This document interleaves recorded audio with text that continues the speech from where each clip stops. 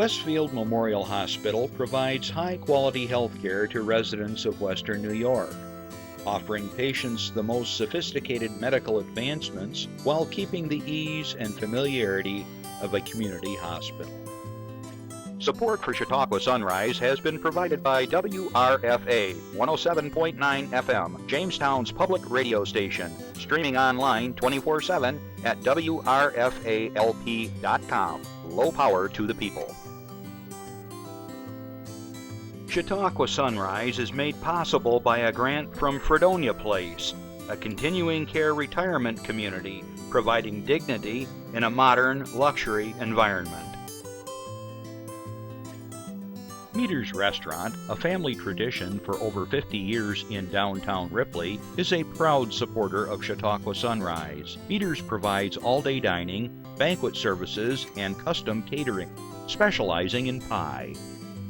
Funding for Chautauqua Sunrise is provided in part by the Chautauqua County Industrial Development Agency, with offices in Jamestown and Dunkirk, helping businesses to prosper throughout Chautauqua County. From supporting people with disabilities to enjoy great lives to providing health care services that are available to anyone, the Resource Center has been improving our county for more than 60 years. Learn more about how the Resource Center makes a positive difference in people's lives.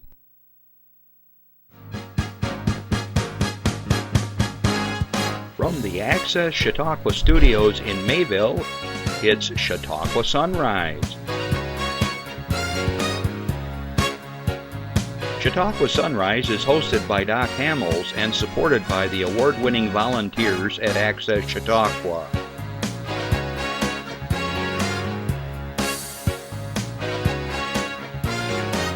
We are here to share local news, colorful interviews, and events of interest to everyone.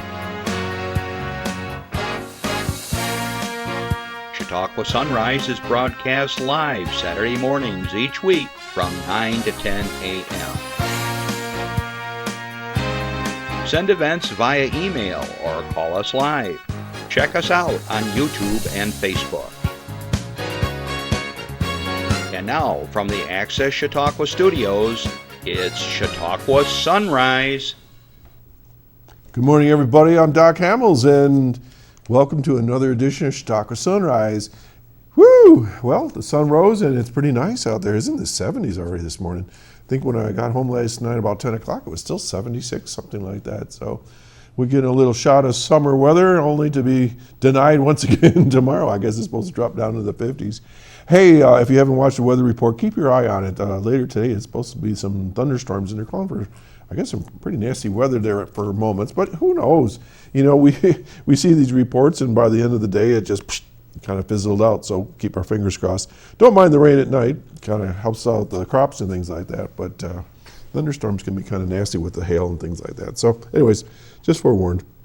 Well, good morning, good afternoon, wherever you are in the world. Thanks for joining us. We've got a very informative show once again. We're going to be talking with Greg Carlson from the Chautauqua County Veteran Services as I drill and question him all about the good things that veterans can get and so forth. And we're also going to be focused on Memorial Day and so forth. So stick around. Let's see. I want to say good afternoon to all my listeners on WRFA 107.9, Low Power to the People. Tuesdays at 1 o'clock. Thanks for joining us. Once again, I think you'll hear a lot of good things. There's not too much to look at here today as far as the show goes, so it'll be a good listening show. If during the show you are interested to give a call and ask a question of myself, my guest, or have an announcement to share, an organizational event, give us a call at 716-753-5225, okay, 716-753-5225. Also, throughout the week, I get lots of little emails with posters and announcements, and we are more than happy to share your news. It's free of charge, and as you know, it's hard to get things out to the public, especially here in Chautauqua County.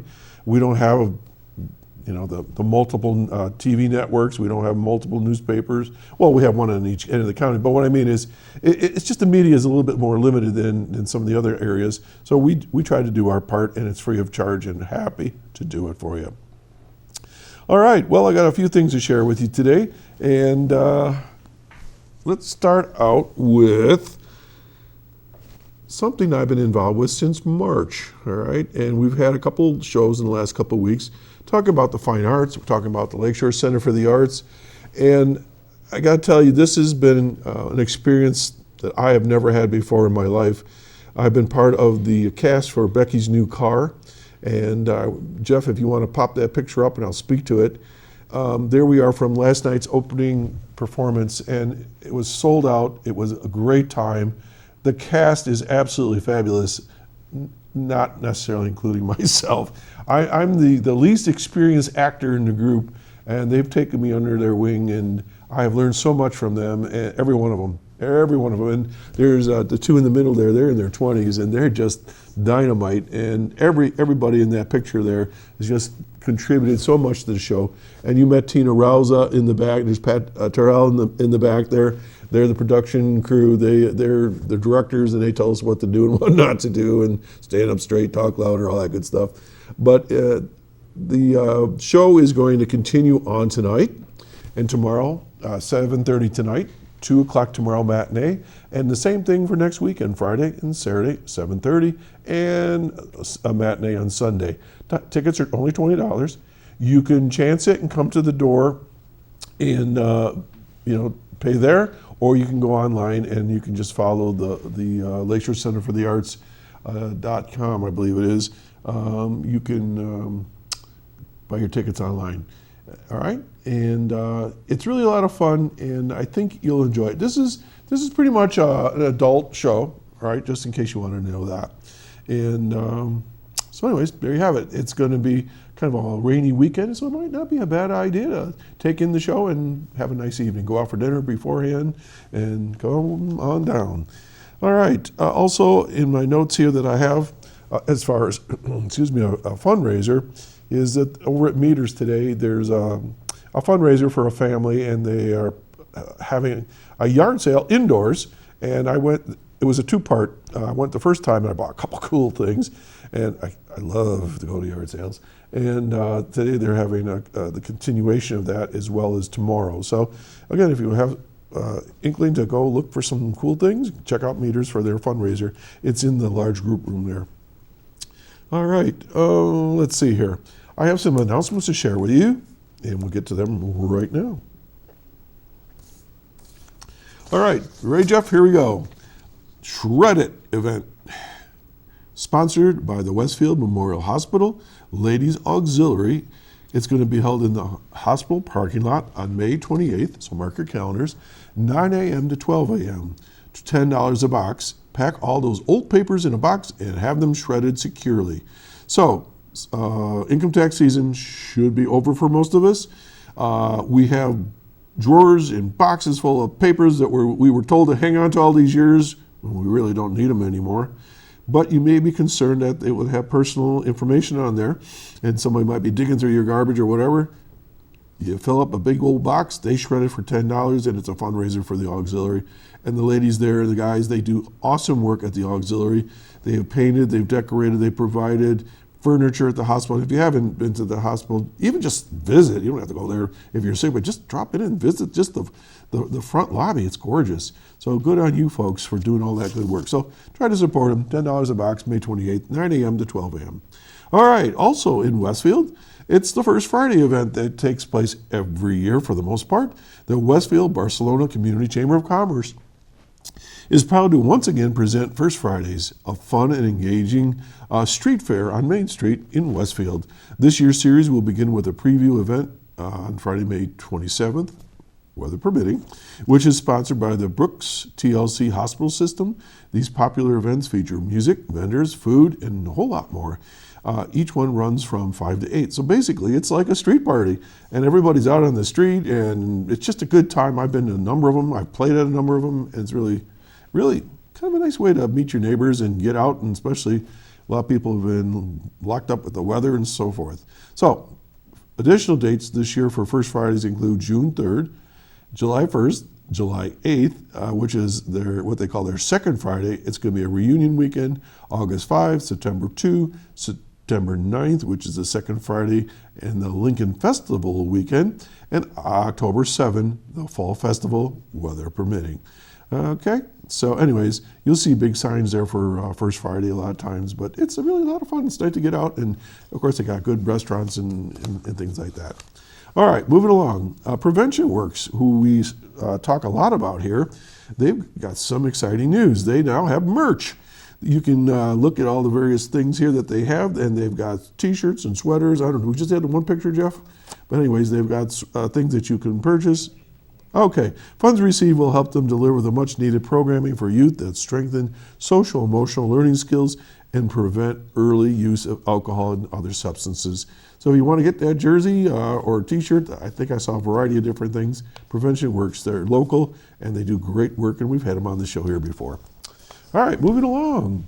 This is from the Cornell Cooperative Extension. I think we have a picture here for that.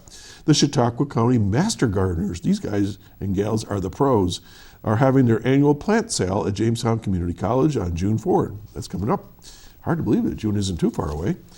Offered for sale will be annuals, perennials, vegetable starts, a few small shrubs, houseplants, gardening supplies, and recycled gardening reference books. Many items are from local gardeners and master gardeners collections. The sale will be held June 4th. It's the same day as something else here. Anyways, offer for sale, no, I read that part. All right, let me start again. The sale will be held June 4th from 9 a.m. to 12 p.m. at the College Science Center building toward the rear of campus. If you could use your GPS, it's 241 James Avenue in Jamestown. Garden advice and pH soil testing will also be provided.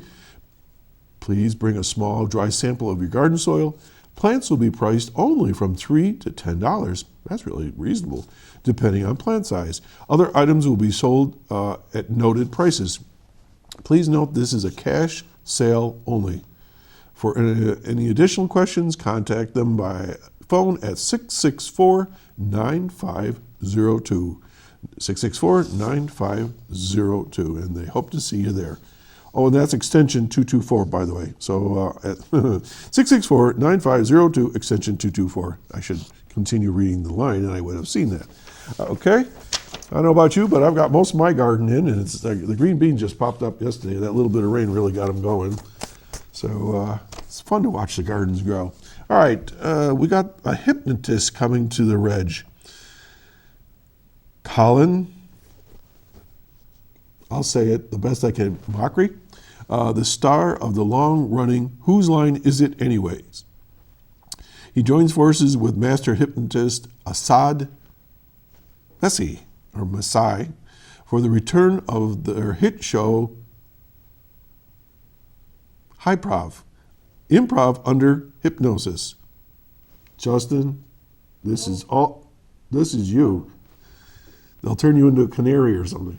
The live show, which combines hypnosis and improv for a unique comedy experience, played 43 cities to multiple sold-out crowds throughout North America, prior to being put on hold due to COVID-19 pandemic. Tickets for the June 3rd show at the Reg Lene for the Center for the Arts are now on sale at reglene.com. And it goes on to say, when we tried for this the first time on stage, I was absolutely petrified. Then I thought, let's see where this takes us, says Mockery. Adding in the element of hypnosis to improv really allows people to let their guard down and have fun in a scene. They're certainly the most interesting stage partners I've ever had. And then it goes on here, it says, this is from the Messiah.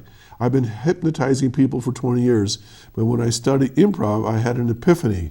Hypnosis could unlock the comedic genius in everyday people and turn them into pros. Justin, I'm telling you, this is you. You never know which participants will go under hypnosis and for how long. But that's part of the show and what adds to the laughs.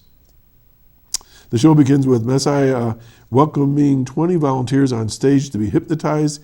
He whittles them down to 4 or 5 of the most susceptible and then brings Mockery out to improvise with them while they are under hypnosis. In the hands of these two experts and solely crafted from the audience's uninhibited, unconscious mind, Ooh, that sounds dangerous. Each show is an entirely original and completely unforgettable theatrical experience. 30 volunteers are needed to fill the 20 stage seats. Whew.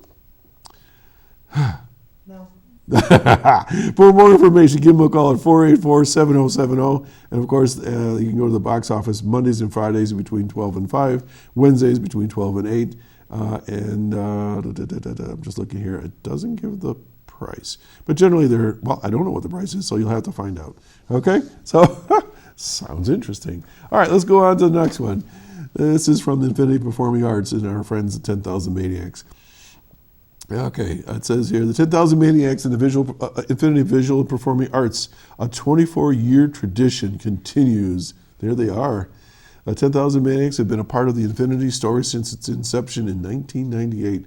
With support from band members Steve Gustafson, Dennis Drew, and Jeff Erickson, Infinity students have had opportunities to work 10,000 Maniacs through the years in a variety of ways, from a tribute album and performance at their 25th anniversary hometown show, spotlights on air with local radio station WRFA, and performances with the band at JCC Sharman Theater. Now, thanks to the support of 10,000 Maniacs, a group of Infinity students will have the chance to learn from the band and yet again through behind-the-scenes sound check and pre-show experience, along with tickets to their May 21st 40th anniversary show, which is today. Let's see here. And that's being held at the Reg Lene. Steve says, Infinity Visual and Performing Arts gives our children wings and the chance to see the world with a different perspective. I love Infinity and the work they do. I wish it had been, the same thing I always say, I wish it had been when I was there when I was a child. I'm biased towards music because the only thing I can paint is a wall, but this is him now. I agree with Pavarotti when he said, if children are not introduced to music and art at an early age, I believe something fundamental is actually being taken from them. Ooh, that's powerful. Infinity provides music, visual arts, dance, and theater lessons, as well as performance opportunities, group classes, leadership development, and show up on my show from time to time, as well as mentoring experiences to thousands of young people in the greater Jamestown area. And Shane Hawkins says, who's the executive director, as you know, 10,000 Maniacs have had amazing worldwide experiences, but they come home to Chautauqua County and give back. Our students have benefited from their generosity and willingness to interact and share experiences, knowledge, and a love of music with our young musicians. We will always welcome their involvement and so appreciate their continued interest in Infinity's up-and-coming future musicians and artists. The 10,000 Maniacs 40th Anniversary Homecoming Dance is a sold-out show, which will be held tonight, Saturday, May 21st from 7 to 9:30 p.m. Good for you guys, and we talked about them a little bit ago. But you know, it's really true. My experience growing up as a kid in Buffalo, we used to hang out with different bands from time to time, and many of them were very kind. They'd show us how to do certain things, or they'd let us get close and we could watch how they played the guitar or drums or whatever it was. So the 10,000 Maniacs really have been mentors for many upcoming musicians in the area. Congratulations. Okay, this is an announcement. The 8th Annual Hope and Healing Conference of Western New York will be in person this year at the State University of New York at Fredonia. This year's keynote speaker is Dr. Matt Bellis. Dr. Bellis has a PhD in clinical psychology with a subspecialty in clinical neuropsychology, which is the study of brain and behavior. Dr. Bellis is also a stand-up comedian. Wow. His funny, engaging, and informative presentation will focus on the science of coping with stress, managing emotions, using healthy lifestyles. In addition, the keynote speaker, the conference will include the following. Fred Talks, which includes several fast-paced presentations by professionals in the field, Partnering for Prevention panel, Treatment is Available panel, Recovery is Possible panel, Connection Across the Continuum for Hope and Healing brainstorm. The event includes $15 charge to cover the cost of lunch for the day. And if you're interested, go to Hope and Healing Conference, that's all one word, hopeandhealingconference.com. tulipfestival.com. And they hope you can join them. Just a couple more and we're done. Tulip Festival is in progress. It started yesterday and today as well. And after the show today, you can check them out. It's running today from 8 a.m. to 8 p.m. and it's throughout Clymer, New York. Festivals, activities kick off yesterday, and they had a Tulip Queen crowning, and then there's going to be fireworks, and they're going to have a wooden shoe 5K. Can you imagine running in wooden shoe? You think they can't be running, maybe walk. Antique tractor display, kids zone, craft vendors, Dutch dancing, music, and a whole lot of food. For more information, you can give them a call at 450-2776. 450-2776. And to all my cousins that watch the show in the Netherlands, you got friends here. Just come on over and you can do the wooden shoe 5K. And finally, at Genres, over in Westfield, the bookstore there, meet the authors. So Genres and the Patterson Library present a Meet the Authors Day book fair, noon to 4 p.m., Saturday, June 4th. A lot of stuff going on June 4th. At 40 North Portage Street in Westfield, New York. Meet and greet with your local authors for signings, readings, and one-on-one chats. They are all eager to speak with you about books, writing, and how they came to become authors. Anything and everything you'll ever want to know. Okay? So they got all kinds of books there, and you can check it out. We're going to take a little breather, and we're going to be right back. Stay tuned. I am a nurse, a firefighter, a college student, a mother, and I am an American soldier. I will always be ready for every storm and disaster that threatens my community. I will always be there to protect my neighbors, my family, and my country. We are the Army National Guard. We are the Army National Guard. We are the Army National Guard. Visit nationalguard.com to learn more about part-time service. Okay, my guest today is no stranger to the studio here in the show. I want to welcome back once again Greg Carlson, who's the executive director of, is it executive director? Is it executive? Just director. Director. Services. Boss man of Veteran Services here in Chautauqua County.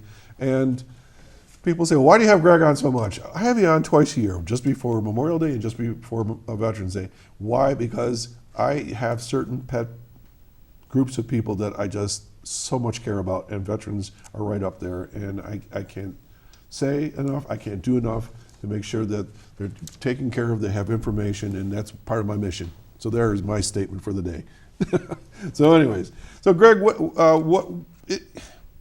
I always start out as, what do you do for in your office, basically? Just, the elevator speech. Let's start there. What does Veteran Services do for veterans? Okay, so here in Chautauqua County, the Veteran Service Agency helps veterans and other eligible beneficiaries, such as surviving spouses and in some cases dependent children,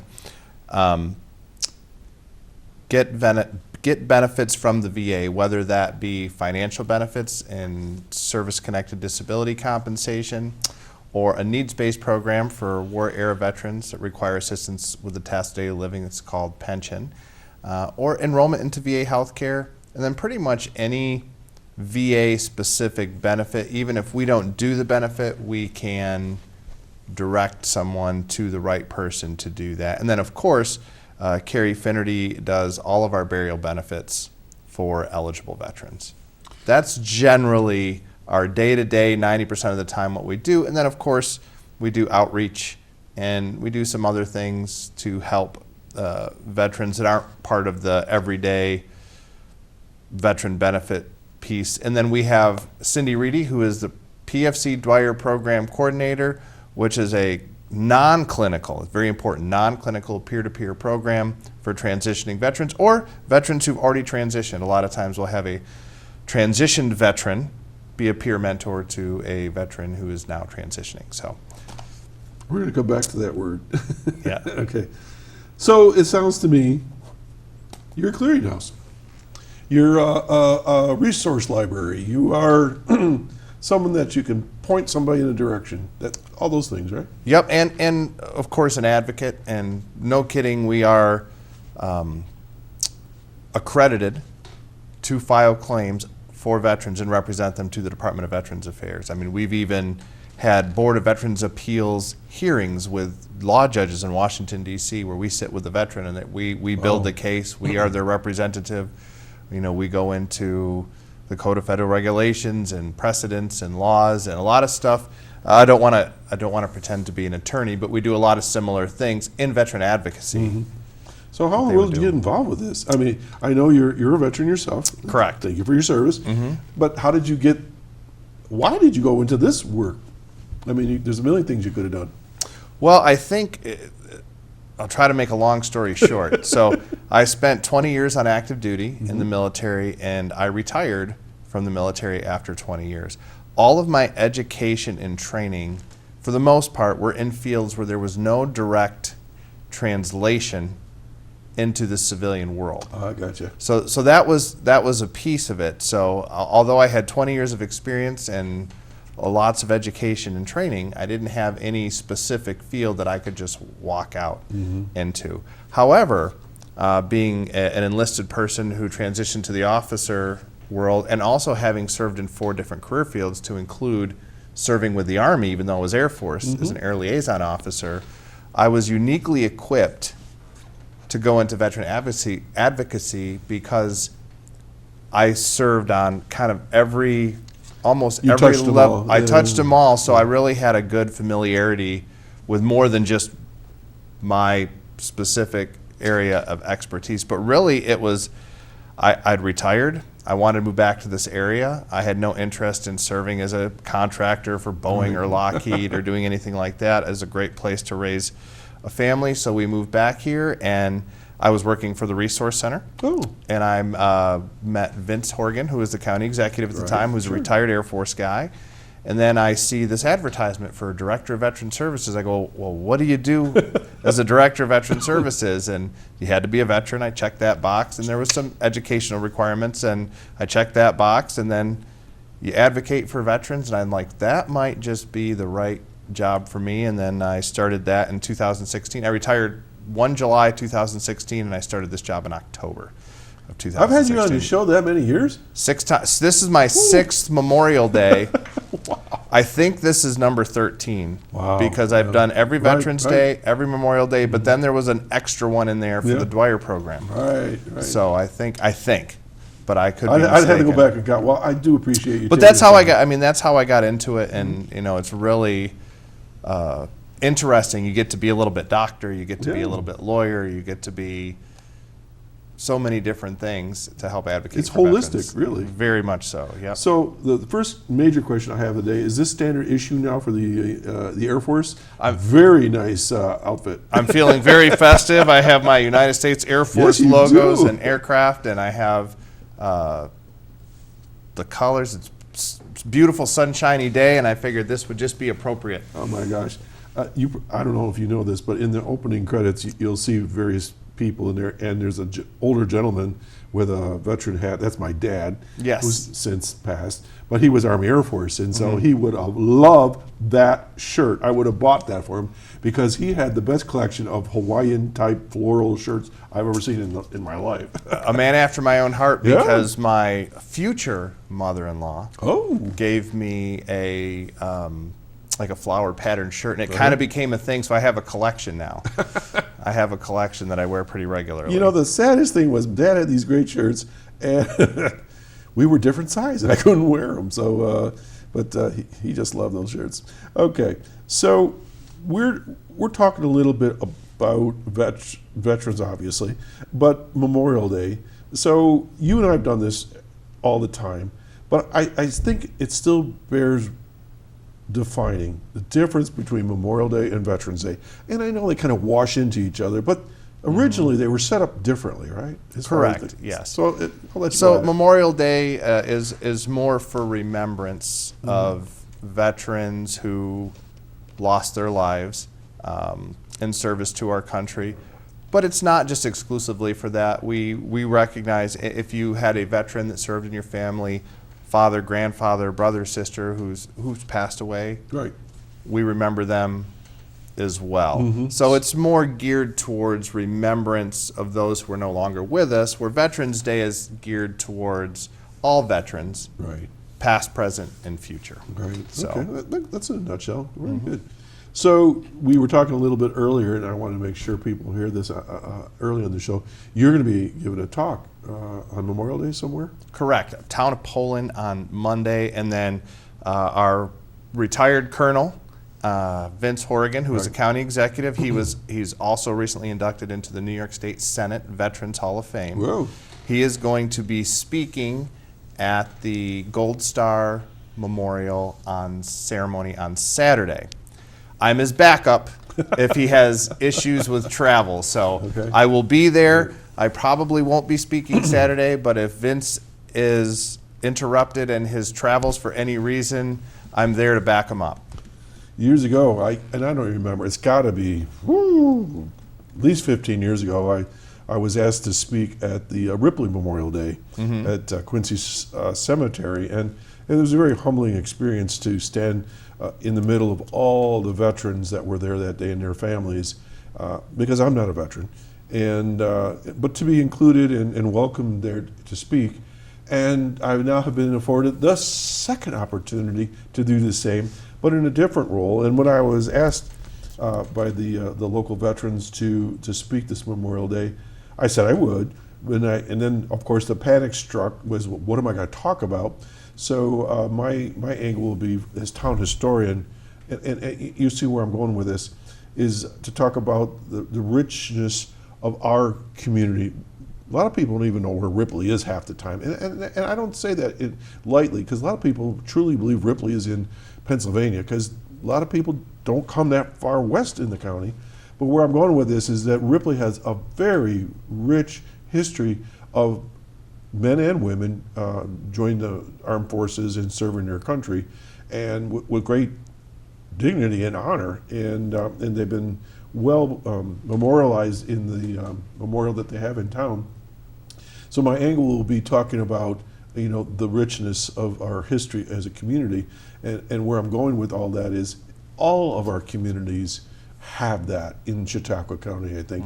And I don't even know how many thousands of people have served from Chautauqua County, but it goes back, you know, to the Revolutionary War days, to the War of 1812, the Civil War, and so forth. I mean, it's almost mind-boggling. Well, I can tell you, and I haven't looked at the statistics real recently, so my numbers might be slightly off, but Chautauqua County is well ahead of the national average for percentage of veterans in our population. So nationwide, it used to be a lot higher, of course, but we haven't had the draft in so long, we don't have that constant influx of people. But the general population is around 7%, and Chautauqua County was well over 10%. So, you know, we were quite a bit ahead of, as far as our veteran population. And I've always said Chautauqua County is a great place to be a veteran. I don't know anybody in Chautauqua County, regardless of their political affiliation, whether they are a town supervisor or a county executive or a mayor, that is not absolutely 100% supportive of military and veterans. I've had probably most, I don't want to say all, but probably most of the people in those positions, like the head elected person for that little area, reach out about a veteran at different time, like, hey, we have a gentleman or a lady who is having some troubles. They are a veteran. Could you reach out to them? So that they really are looking out for their veteran constituents, which makes Chautauqua County very unique in that regard. And I hope that what we do here at the station, in this show, that we are constantly providing that information for those elected officials or those families to say, yeah, I saw that on TV and we need to contact those folks. Wow. All right. So with that in mind, how do people get a hold of you? Okay, so we have 2 offices in Chautauqua County that we primarily work out of. There's the Jamestown office, which has actually changed locations probably since the last time that we've been there. So we're now in the Warwick Plaza on Fairmount Avenue, but we're actually, you'd pull up Warwick and park in the back. If you need a landmark to see what we're close to, the Salvation Army on Fairmount is right close to us, and the Tanglewood Assisted Living Nursing Home is right across the street from us. And Spectrum Eye Care is right next door to us. So all kinds of different landmarks if you're not 100% sure of where that is. So that is our Jamestown office, and we have 2 service officers in our Jamestown office, and that's Mike Rao, who's been with the county for a million and 10 years plus 5, and then myself, and then Carrie Finnerty, who does all of our burial benefits, and then we have Dunkirk Dave. So Dave Adams, he's a Ripley Yes, he is. guy. I just recently found that. Yeah, and his office is actually in the Dunkirk VA clinic. He's got space there, so we have a service officer in Dunkirk. Then, of course, Cindy Reedy, she is the PFC Dwyer program coordinator, and she is everywhere that you'd want to be, but she does kind of have a home office location in the Department of Public Works building in Falconer. But since the pandemic, she's not there as much. It's just one of those things where a lot of the things she did, she took out of the office. But those are our locations. Okay, so there's the locations. Now, people that are watching or listening, they may want to call you. Is that a good way to go? Call you? That's the best way. So Okay. anytime you're interested, we always tell people, you can walk in and we'll make an appointment for you. But if you make an appointment, what we'll do is we'll block off an hour of time that's devoted just for you. If you have any records, that are already with us, we'll get those records, we'll read up on you a little bit, and when you come in, you're completely ready for us. So, or we're completely ready for you, I should say. But the number is 716-661-8255. That's the Jamestown office. Okay. And then in Dunkirk, it's the same 716-268-6030. All right, and we'll get those out one more time before we're done today. Okay. We were talking about the number of veterans being 10% of the county. Over 10%. But anyways, I digress. Go ahead. 10+%. What does that spell out to? That's got to be like 11,000 people, 10,000 people. How many people? Well over 10,000 people. So, Today? Yeah. There's over 10,000 veterans living in Chautauqua County. That is correct. And that would, I'm assuming, from World War II forward. World War II forward. Unfortunately, we're losing our World War II veterans. And now, even up through Vietnam, more regularly, which is a sad thing, which is actually going to make our veteran population dwindle even more. But there was actually a time where we had, we were at an American Legion meeting and we were talking about, and I think it was the late 1960s, there were 35,000 veterans in Chautauqua County. What? We're about a third of that now. Well, But that was during, World War II. There was lots of drafting during World War II and in Vietnam, yeah. The military now, and we've talked about this before, over half of your fighting force is career force. So you have a smaller number of people who stay in much longer. And that part of that's just the nature of the military now. You have a lot more technical I was going to say, they've downsized jobs. with drones and the technologies and things like and satellites. Whereas in the past, in particular, what we're familiar with, World War II, Korea, and Vietnam, you had large forces that served a small amount of time. So you had guys that were in for 2 to 4 years. There was a need for them, and then once their service was up, they went back out into the world. And we just don't have that same need for tens of thousands or hundreds of thousands of... Well, we're seeing that on TV every day that you watch the news in Europe. It's becoming more of a technical war than... Yeah. it's almost like sci-fi watching some of it. It's kind of weird. Okay, so 10% of the population, and you use the word transitioned. What do you mean by that, a transition veteran? So anytime the military, especially I've noticed around here, because there's a lot of people who served, they were born and raised in Chautauqua County.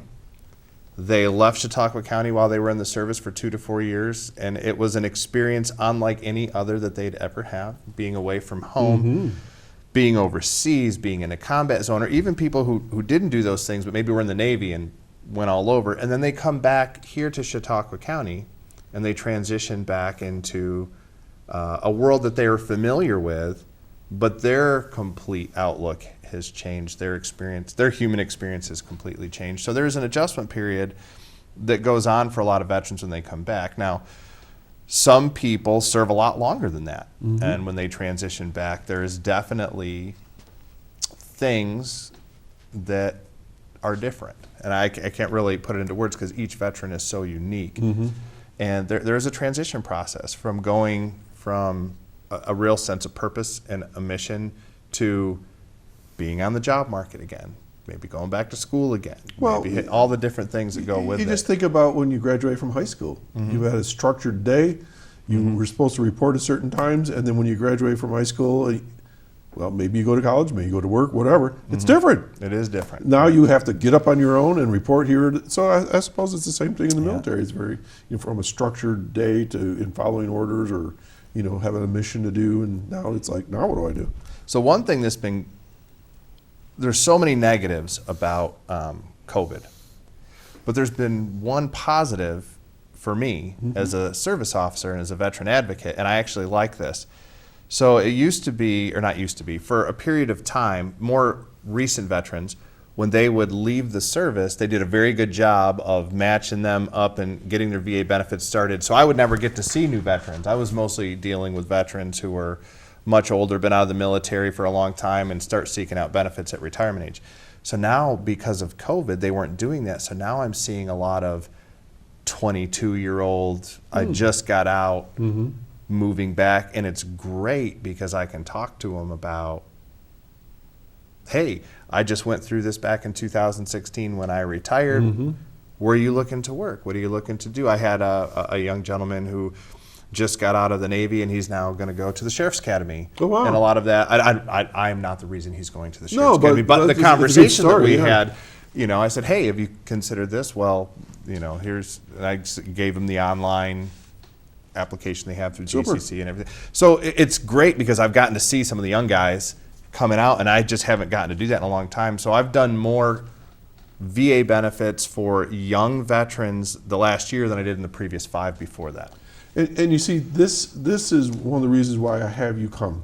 There's another reason, other than just sharing information, is because every 6 months, tell me I'm wrong, there's got to be new veterans. Yeah, it absolutely. And everything changes. For example, guys used to do all of their benefits, Now, they didn't do any benefits for guys from your era. And then probably around 9/11, they started getting really good about, hey, part of your out processing when you leave the service is to meet with the VA guy. This is why I like to be the veteran advocate for guys who are coming back here. You're going to be a repeat customer. I'm going to see you for as long as I'm in this job. You'll come back time and time again when you have different issues.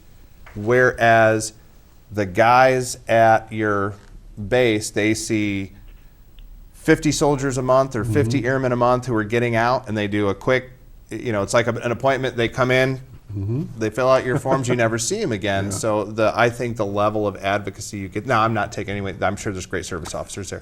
I don't want to, some guy's going to be watching this in Fort Hood, Texas, and he's going to give me a call and say, I do a great job. You want Greg's home phone number? That's right. Yeah. But I mean, I know the area. I know Chautauqua County. I live here. I know what's... That's why you got the job. And I love having these young guys that are just getting out and saying, so, hey, where are you working? What are you doing?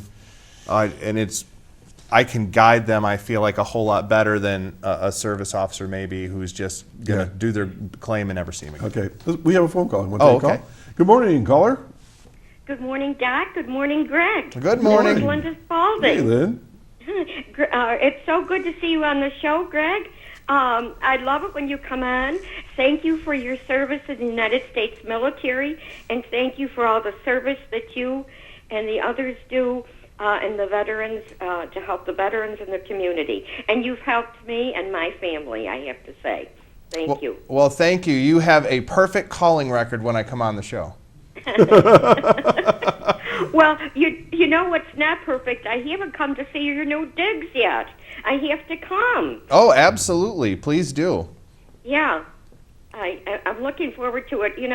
With COVID and everything, and I think you were kind of moving in the middle of it, weren't you? Yeah, we did. We moved in September, and then we were not completely in the office for a while. We were sharing time and working 50% of the time, but now we're fully operational. We're up and running. Everybody's in the office. We're doing our outreach again that we hadn't done in a long time, which has been great. And we're liking the new office, and so far, I mean, things are slowly starting to come back to life. Yeah. Oh, that's good. Well, I miss everybody. You know, I miss Mike. I miss Carrie. How are they doing? They're doing great. They are doing great. So I see them, well, I see Carrie 4 days a week and Mike 5 days a week, and we're like a little family there.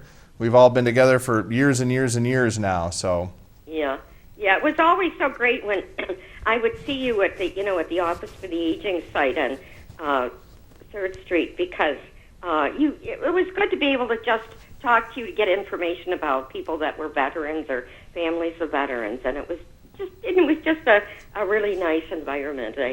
I really enjoyed it while I was there. Well, I hope you have a wonderful weekend and week. I already have my poppy that I got from over at they were outside of Tops yesterday, and it's always good to just be able to support a really important cause. Excellent. thanks for calling. Thanks, Lynn. Have a nice weekend. Stay dry. Thank you. Bye-bye. Bye-bye. You know, I want to echo what Lynn just said. I know we had a couple matters in our family, and I'm not sure who worked with them without going into detail, but I want to say thanks on behalf of my family that there have been some issues where you've been able to steer them in the right direction. And, you know, I always have my ears open when I'm in a restaurant or wherever I am, that somebody will say, rah, rah, rah, rah, rah, and I said, have you talked to? And then I send them to you. So it's really cool. Greg, you and I were talking a little bit before the show about the system. Mm-hmm. And, you know, we all are a part of systems, whether it's government or school or church or whatever it is. And so how does somebody start in the system to get help or benefits or information? Day one, how does a veteran get involved with you guys? The easiest thing you can do, the simplest thing you can do, is just give us a call at the office and set up an appointment. Mm-hmm. And sometimes we will pre-screen someone just to make sure, because if there are certain circumstances where maybe we just know right off the get, that's very rare. Right. But right off the get-go, there's nothing there. But usually we'll ask you a few questions: when you served, how long you served, what documents you have. But you come into the office, we sit down, and we just have a conversation. All right, let me see if I got this right. The DD 214? You got it perfect. See, I've listened to you guys enough. So they got to have that, I would think. Correct. So how things always change.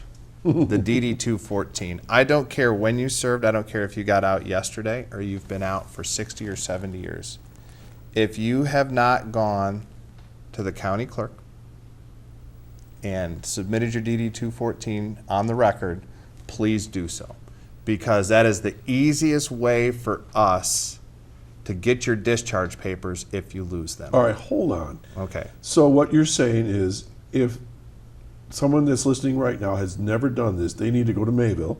Correct. Go to the where? Go to the clerk's office. So that's Larry Barmore's? Yes, and I actually have, and contact us, because I have the information of who you call and make the appointment with. Perfect. Because if you're a veteran, you get something called the Return the Favor card, which is a Chautauqua County specific discount card, and there's a list of like 20 to 30 places that offer a discount with the Return the Favor card. Sweet. But really that's secondary to having that permanent record. For one, it helps us keep track of how many veterans that we have in Chautauqua County. But number two, if you lose that discharge paper, there's no simple way to get one. There's no place you can go online and punch in a few numbers.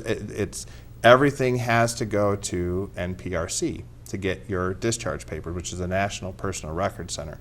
Prior to COVID, this was a somewhat timely proposition. So usually 6 weeks or so, you would send in a request for records, and in about 6 weeks, you'd get those records back. Now, I think it is an abyss. You send in a request, and it might be 8 months, 10 months, 12 months, or more. So if you have a discharge paper, go to the clerk's office, make sure that it's submitted get it on the record, and then we'll always have access to it You if know, something happens. Years ago, my mom sat me down and she said, I want you to be the executor of our estate. And should I predecease your father, here's this file.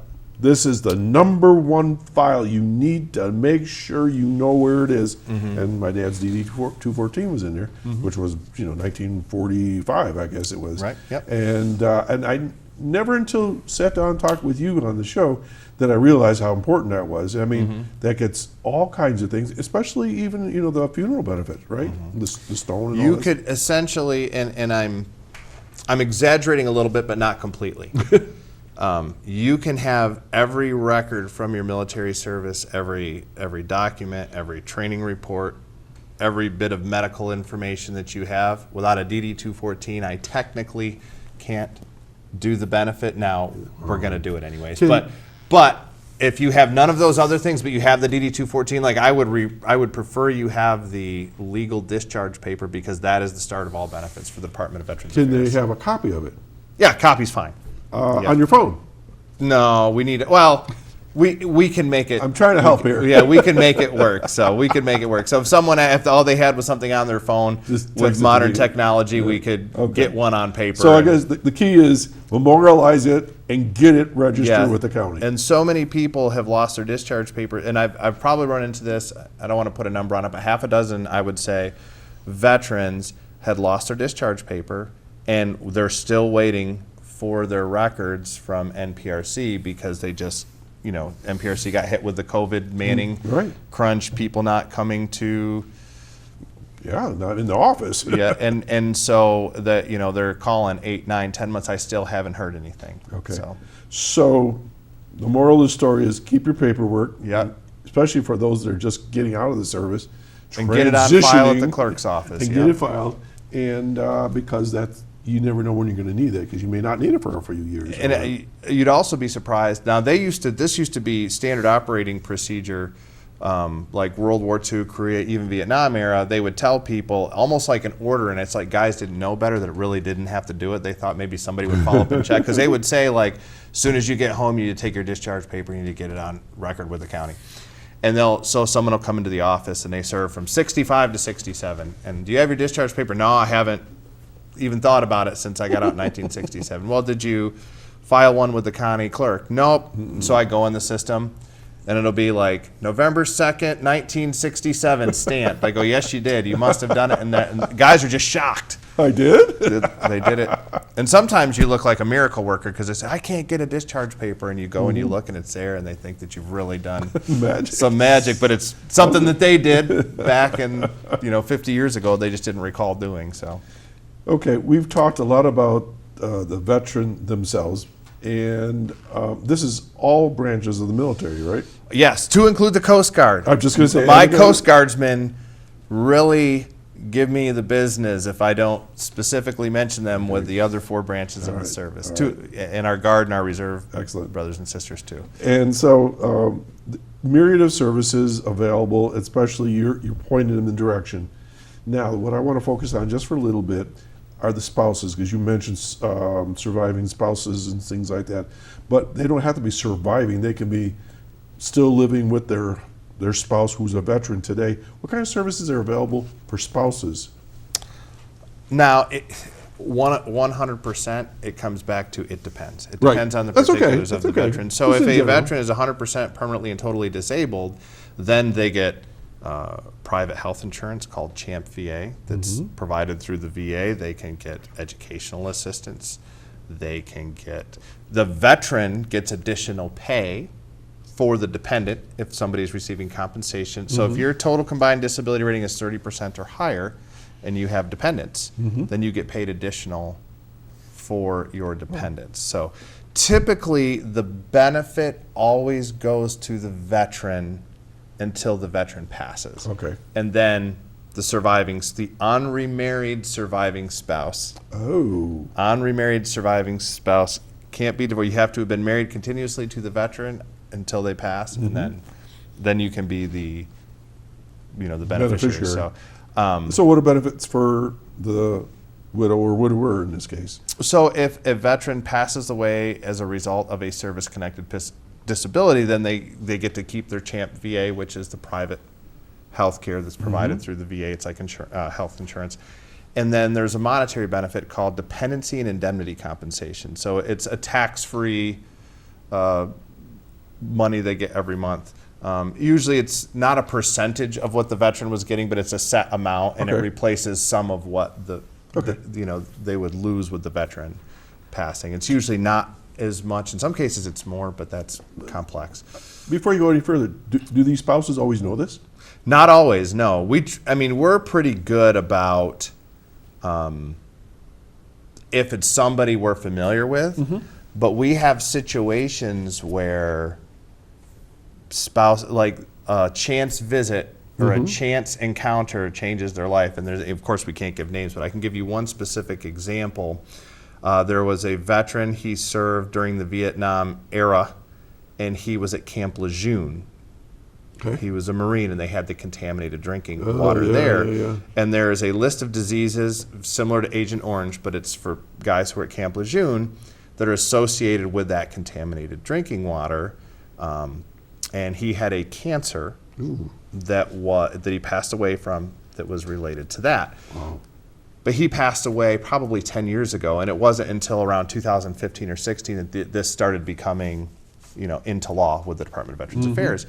So she had gotten basically an information flyer about Camp Lejeune. She came in, and she was just asking about it. And I said, what did your husband pass away from? Were you continuously married to him until the time of his passing? Do you have his death? Just the basic questions. And I said, I think we might be able to help you out a little bit. So she said, okay. So she came in, we filed the claim. She was approved for dependency and indemnity compensation, which in her case was about $1,500 a month.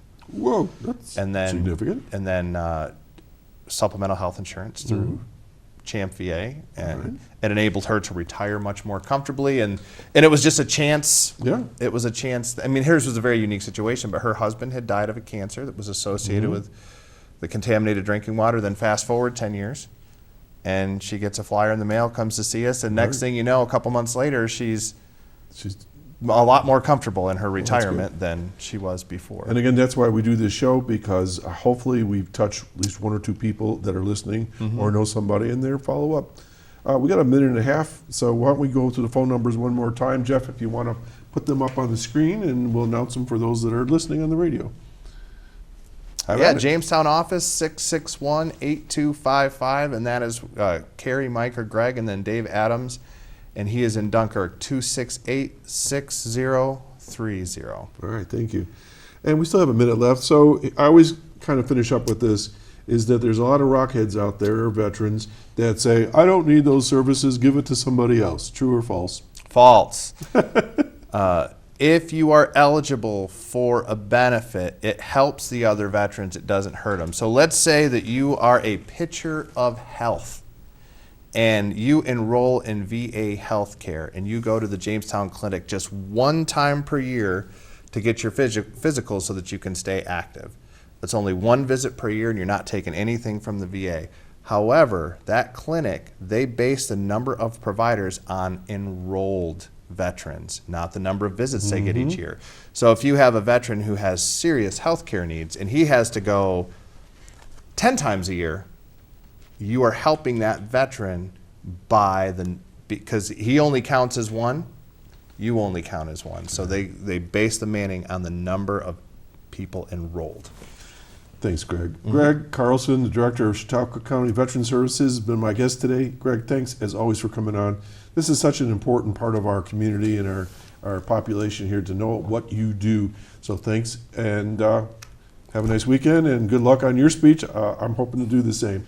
Folks, that's another show for you at Chautauqua Sunrise. I'm Doc Hamels. We'll see you all again next Saturday morning right here at 9 o'clock. Take care and stay dry, and hopefully we get some sunshine in the middle of all this. Bye now. Thanks, Greg. Yeah, we always